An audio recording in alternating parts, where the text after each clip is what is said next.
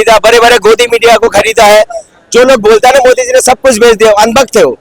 मोदी जी ने खरीदा भी है बहुत सारी चीज, गोदी मीडिया तो खरीद लिया, जो बोलता है वही चलाता है। आज तक को खरीद लिया, आप बताइए ना, इंडिया टुडे को खरीद लिया। हमारा देश में जो आईपीएस ऑफिसर होता है क्या संभालता है? आईएएस जो होता है एक जिला संभालता है, कितने साल पढ़ के एक जिला संभालता है।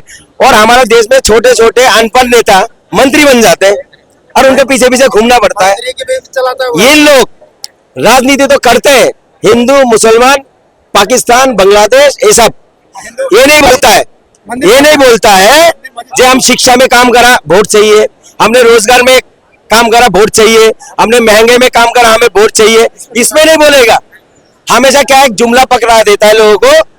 आप देख रहे हैं कुछ ना कुछ मुद्दा उठेगा अभी। लेकिन देखिए मोदी, ऐसी बात नहीं है मोदी जी ने काम नहीं किया। 5G टेक्नोलॉजी आ गई है, पहले 2G चलता था, इसको क्या कहोगे आप? कंपनी किसका है? नहीं सुनो, प्राइवेट है सरकारी है? कंपनी की जगह लेकिन 5G टेक्नोलॉजी नहीं, ये कंपनी किसका है? सरकारी है प्राइवेट है? प्राइवेट। प्राइवेट है। जब हमारा बीएसएनएल का जो टावर था उनको बेचा क्यों है जियो वालों को? हमारा सरकारी अंदर अगर होता तो हमारे देश का फायदा होता है।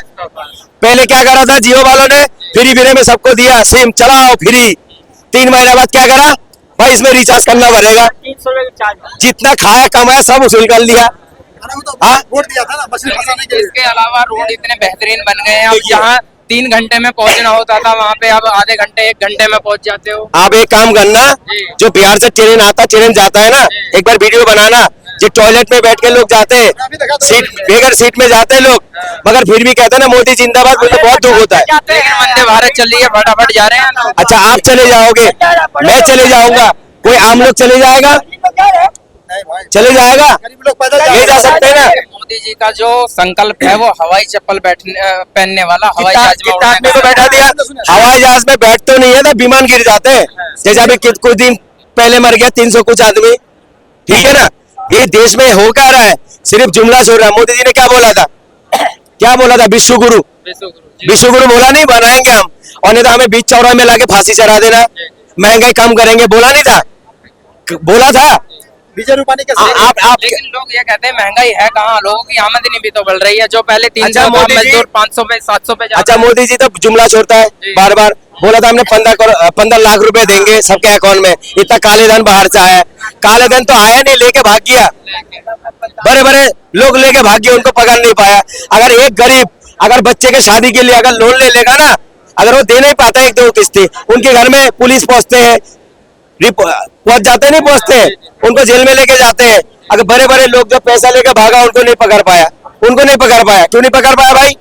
मोदी जी कहता है विश्व गुरु बनाएंगे, 80 करोड़ लोगों को कटोरा थमा रखा है 5 किलो राशन का।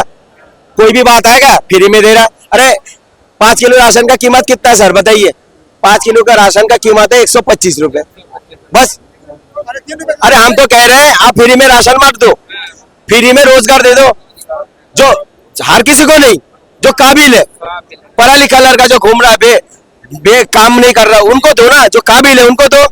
अब महंगे कम करो, शिक्षा फ्री करो, स्वास्थ्य फ्री करो, क्यों नहीं कर दो? बाहर देश तरक्की क्यों करता है?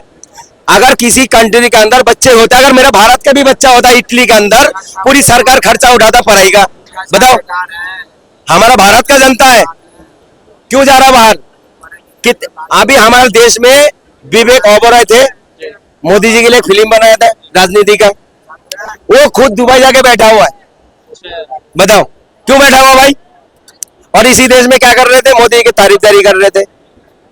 तो विश्व गुरु ऐसा नहीं बनते सर। विश्व गुरु कब बनेगा? जब भूखे लोग भूखा ना सोए, गरीबी ना रहे।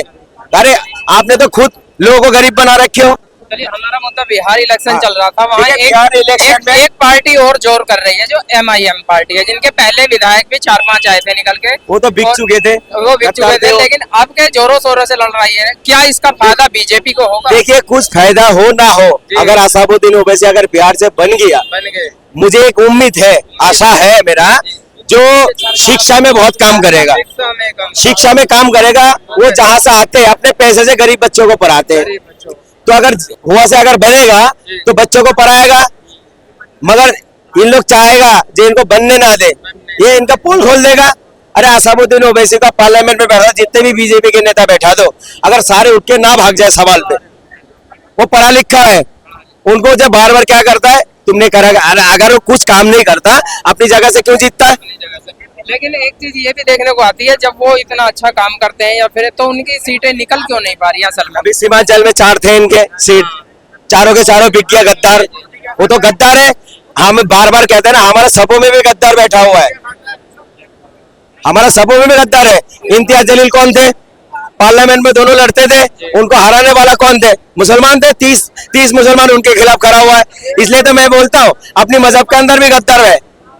हमें नहीं कहता कोई राजनीति करो, देश के हित में करो, किसी को मारने के लिए नहीं बोल। मगर आप देखिए ना, उनको हराने वाला पढ़ा लिखे लोग है। हमारा देश में अगर मुझे पावर देता ना सर, अगर मुझे पावर देता, मैं पता किसको बनाता एमएलए मंत्री, जो हमारे देश का जो सेना रिटायर हो जाता है ना, उनको बैठाता। क्यों? उनके अंदर जो ना देशभक्ति कूट कूट कर बैठा हुआ भरा हुआ था। वो देश ही, उनके सेना का बच्चा कहाँ पर पढ़ता है? सरकारी स्कूल में। और हमारा जो नेता का बच्चा कहाँ पढ़ता है? अमेरिका में, लंदन में, रशिया में पढ़ते हैं, और वहां से टिकटॉक बना के हमारा यहाँ भेजते हैं। क्यों भेजते हैं भाई? क्यों भेजते हैं? हमारा गरीब बच्चा क्यों नहीं स्कॉलरशिप मिल सकता है? केजरीवाल ने भी तो 28 आदमी को क्या करे थे, बाहर भेजे थे, स्कॉलरशिप मिला था उनको। बताओ, चलिए देखिए, यहाँ पे हमने बिहार में ऑन कैमरा में कह रहा हूँ सर, बिहार वालों जाग जाओ। जो गलती हमने दिल्ली में करा आप मत करना। जो बिहार के लिए काम करे, देखो चाहे बीजेपी हो चाहे कोई भी हो, जो आपके राज्य के लिए, बिहार के लिए काम करेगा, उनको ही वोट दो, उनको वोट दो। अब बिहार का आदमी समझदार हो गया, वोट को थोड़ी बीजेपी के देगा, अब तो लात मार के खेदेगा। हाँ खेदेगा, आपका समझदार हो गया। हाँ बताओ, झूठ पे झूठ बताओ, संविधान बताओ बदल के का करा कि देश के हम ई लाएंगे वो लाएंगे, गरीब के गरीबी हटा देंगे। हाँ अमीरों के बताओ कि झुग्गी हटा के मकान देंगे, तो गरीबे के झुग्गी हटा के बताओ कि मैदान बना दिया।